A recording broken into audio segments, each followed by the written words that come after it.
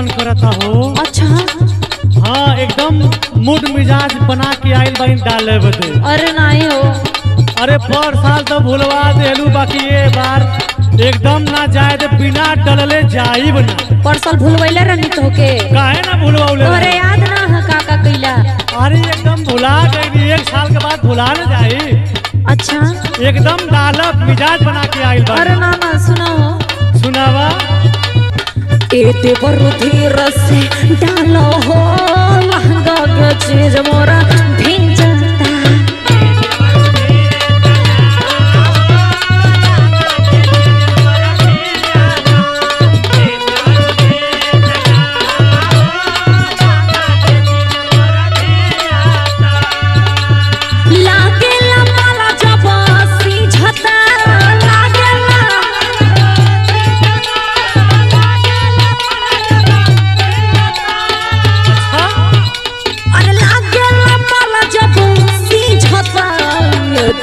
धीरे धीरे डालो हो महंगा के चीज मोरा भिंजता।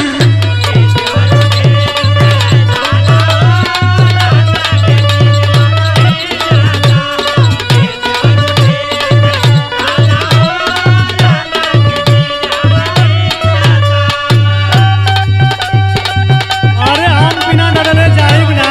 अच्छा एकदम मूड बनल बा डाले बदे।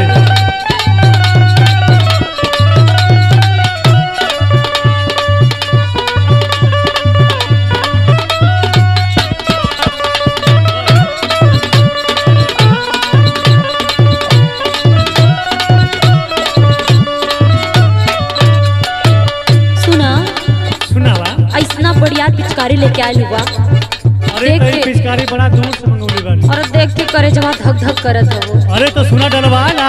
अच्छा हाँ ना ना फगुआ में आपन छुआ के पिचकारी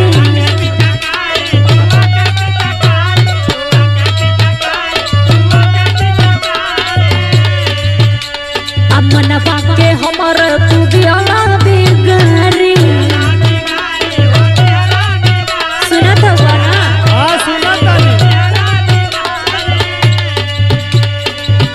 ऐसे जब पिचकरिया छुआवत हुआ ना हाँ तो कुछ कुछ फील होता हो। अरे तो ये पिचकारी बड़ा लमहर से मंगौले बानी। सुना सुनावा। फगुआ में आपन छुआ के पिचकारी मनवा के हमर तू दिया बिगारी। डाला हो मनी पासी जाता।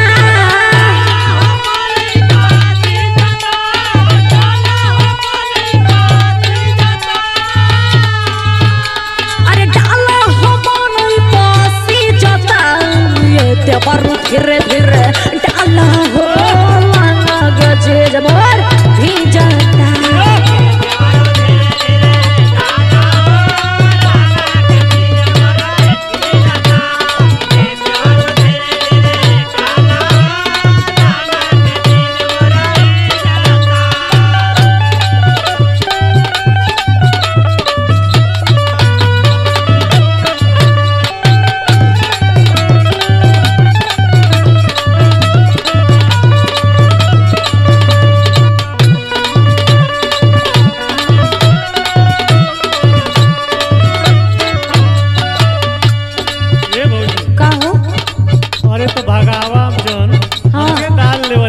अच्छा हाँ डाल ले बदा।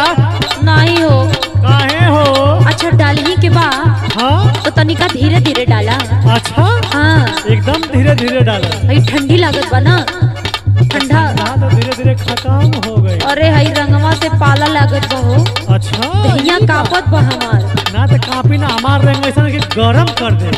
अच्छा हाँ सुना जबले ना होई चोली मोर गिला हो।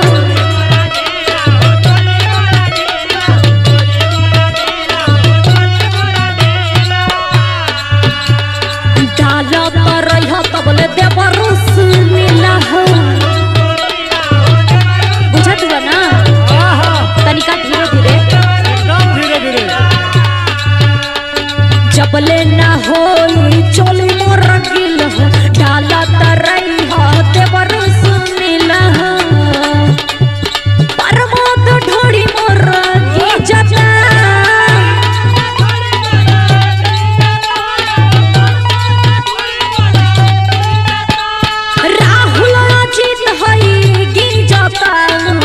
देवरू धीरे धीरे डाला हो चोली के चीज मोरा भीजता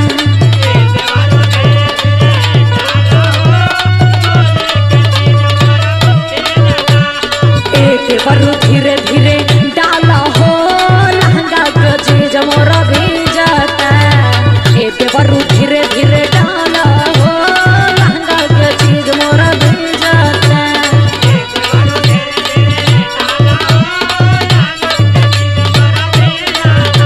अरे देवरू धीरे धीरे डाला हो लहंगा के चीज मोरा भीजता